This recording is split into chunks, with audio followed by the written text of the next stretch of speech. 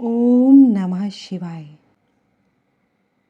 सोमवार के दिन पड़ने वाली अमावस्या को सोमवती अमावस्या के नाम से जाना जाता है।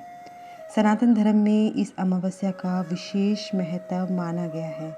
इस दिन पवित्र नदी में स्नान और दान करने से अक्षय पुण्य की प्राप्ति होने के साथ साथ पितृदोष और काल सर्प दोष से भी मुक्ति मिल जाती है।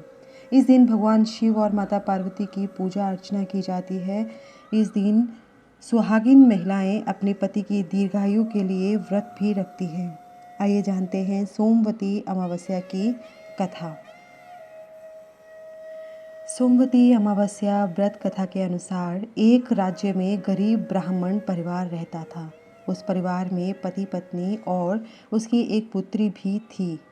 उनकी पुत्री धीरे धीरे बड़ी होने लगी। उस पुत्री में बढ़ती उम्र के साथ सभी स्त्रियोचित सगुणों का विकास हो रहा था। कन्या सुंदर, संस्कारवान और गुणवान थी, लेकिन गरीब होने के कारण उस कन्या का विवाह नहीं हो पा रहा था। एक दिन ब्राह्मण के घर साधु महाराज पधारे। साधु कन्या के सेवा भाव से काफ़ी प्रसन्न हुए। कन्या को लंबी आयु का आशीर्वाद देते हुए साधु ने कहा कि इस कन्या के हाथ में विवाह योग्य रेखा नहीं है। तब ब्राह्मण दंपति ने साधु से इसका उपाय पूछा।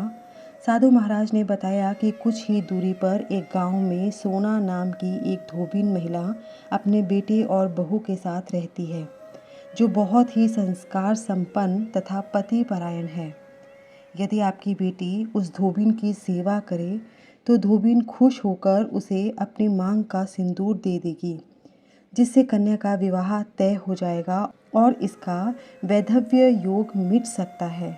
साधु ने ये भी बताया कि वह महिला कहीं बाहर आती जाती नहीं है।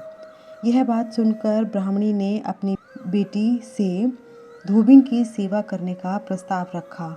अगले दिन से ही कन्या प्रातः काल ही उठकर सोना धोबिन के घर जाकर साफ सफाई और अन्य सारे कार्य करने लगी, और इसका पता धोबिन व उसकी बहू को नहीं चल पाया। एक दिन सोना धोबिन अपनी बहू से पूछती है कि तुम तो सुबह ही उठकर सारे काम कर लेती हो और पता भी नहीं चलता। बहू ने कहा, माँ जी, मैंने तो सोचा कि आप ही सुबह उठकर सारा काम खुद ही ख़त्म कर लेती हो। मैं तो देर से उठती हूँ। ये जानकर दोनों सास बहू हैरान हो गई और घर की निगरानी करने लगी कि कौन है जो सुबह ही घर का सारा काम करके चला जाता है। कई दिनों के बाद धोबी ने देखा कि एक कन्या मुंह ढके अंधेरे में घर में आती है और सारे काम करने के बाद चली जाती है।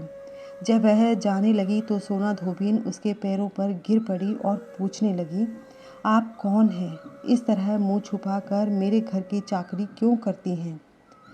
तब कन्या ने साधु द्वारा कही गई सारी बात बताई। सोना धोबिन पति परायण थी, अतः उसमें तेज था। वह तैयार हो गई। सोना धोबिन के पति थोड़ा अस्वस्थ थे। उसने अपनी बहू से अपने लौट आने तक घर पर ही रहने को कहा। सोना धोबिन ने जैसे ही अपनी मांग का सिंदूर उस कन्या की मांग में लगाया, सोना धोबिन का पति मर गया। उसे इस बात का पता चल गया। वो घर से निराजल चली थी, यह सोचकर कि रास्ते में कहीं पीपल का पेड़ मिलेगा तो उसे भंवरी देकर उसकी परिक्रमा करके जल ग्रहण करेगी। उस दिन सोमवती अमावस्या थी। ब्राह्मण के घर मिले पुए पकवान की जगह उसने ईंट के टुकड़ों से 108 बार भंवरी देकर 108 बार पीपल के पेड़ की परिक्रमा की और उसके बाद जल ग्रहण किया। ऐसा करते ही धोबिन का पति फिर से जीवित हो उठा। पीपल के पेड़ की परिक्रमा के कारण कन्या को शुभ फल की प्राप्ति हुई। तो ये है सोमवती अमावस्या की व्रत कथा। नमः शिवाय। धन्यवाद।